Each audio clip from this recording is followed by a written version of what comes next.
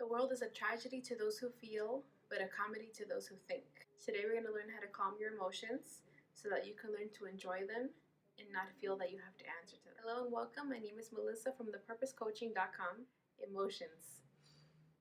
Yeah, those can get the best of us sometimes. I'm always surprised as I get older that all this stuff about emotional intelligence and breathing and self-reflection, none of these things were taught to us at school. We get the essays, the tests, but nothing about emotions. Nothing about managing your emotions so that they don't get the best of you and you don't go, flying off the rails. So this is something you want to learn how to do. You want to learn how to control your emotions and become emotionally intelligent. Then keep on watching. So first thing you could do is create a buffer. So that means like avoiding certain situations or certain topics that upset you, or think of something else in the moment that you're getting upset. It's the idea is to create a separation between what's going on and it affecting you. The next thing you can do is slow down and take deep breaths. This helps so much because it gives your mind something else to focus on. The getting pissed or getting sad, because our thoughts can take us to woof.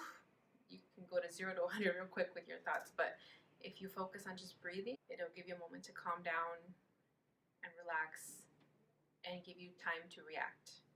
Next is to become present to what's happening. So this is so important because if you just stop and ask yourself, okay, I notice I'm feeling like this. Why am I feeling like this? If you just have that internal dialogue, that alone can stop you. That alone can calm you down. If you just stop and think, okay, ask yourself what you need in that moment. Sometimes things are a misunderstanding and maybe someone says something and you react. If you ask yourself, what do I need right now? Then I need clarification because I'm really upset because I think he meant this. Maybe I just need to clarify if that's what they actually meant. Or, I kind of need an apology because this hurt my feelings. So ask yourself, okay, this is how I'm feeling. What do I need?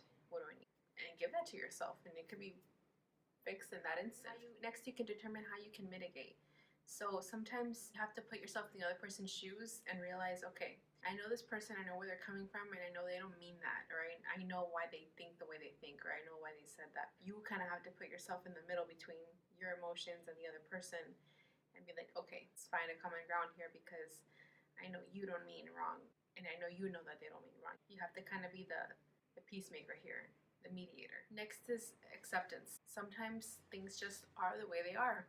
And instead of fighting or getting upset that you wish they could be different or whatever, just learning to practice acceptance. Once you practice acceptance and you really mean it, notice how you start to settle down, because there's no point in worrying about things that you cannot change. Things that you can, okay, I understand. But if there's certain people that's just how they are, that they've always been like that, or there's certain situations where it just literally is what it is, there's no point in worrying about it.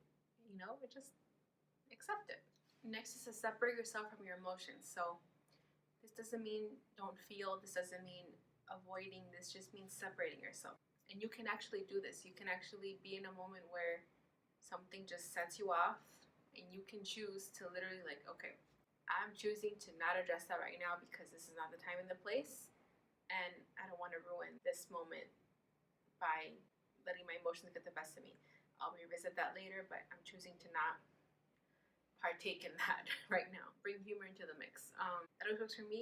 Sometimes just being a smart ass and just, making a joke about it, or oh, at least it's not this, or, because sometimes there's no better thing to do than laugh about it. Because we take life too seriously and not everything is that big a deal, so definitely bring some humor into the mix. Next is don't judge yourself. Feel those emotions and we're like, God, why am I like this? Or I thought I was over this already. And that can make it worse. And it's okay. We're never done growing. We're never done learning. We're never done processing things and maturing. And, don't ever apologize for what you feel. Don't ever feel guilty for feeling the way you feel, It's for a reason. And you'd be surprised. You'd be so surprised how many people, what they feel jealous about or what they feel insecure about. And you'd be like, really? So don't judge yourself, because we all have these emotions. We all have these things that we're embarrassed about, but we can't help but feel emotional about it. Next is cry if you need to. Yeah, sometimes you just need to cry. You just need to let it out. And I always say emotions don't go anywhere. You have to go through them. So sometimes it's just a matter of just having a nice, good cry, and then you feel better. Next would be change of scenery. This actually works very well, to be honest. Sometimes in a certain situation, it can be so like emotionally charged and like tense, and just being able to like step out of that and go somewhere else, maybe outside where it's like nice and you can feel the air. Just like literally physically, like take yourself out of the situation, take a step back, give yourself room to breathe and everything, go walk around or something, and you'll be so surprised how that can kind of like, relax. Channel your emotions into something positive. You don't know how many times I've had the best workouts after I was pissed.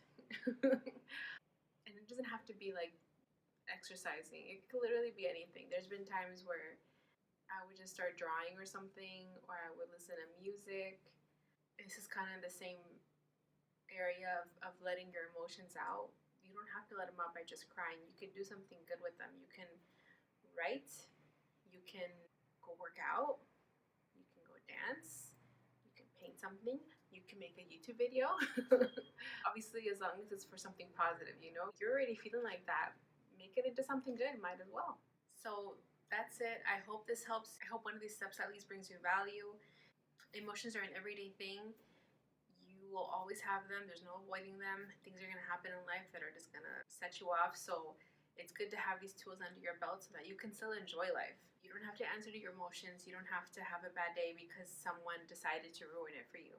You have control of that. I think knowing that you have these skills gives you more confidence as well, because you can go and put yourself in situations that maybe you're not sure of the outcome, but you know that you know how to handle your emotions, and if anything should happen that upsets you, that you'll be able to handle it easily. Thank you guys so much for watching. If you like what you heard, please hit the subscribe button, like this video, and comment below which steps you're going to take to master your emotions.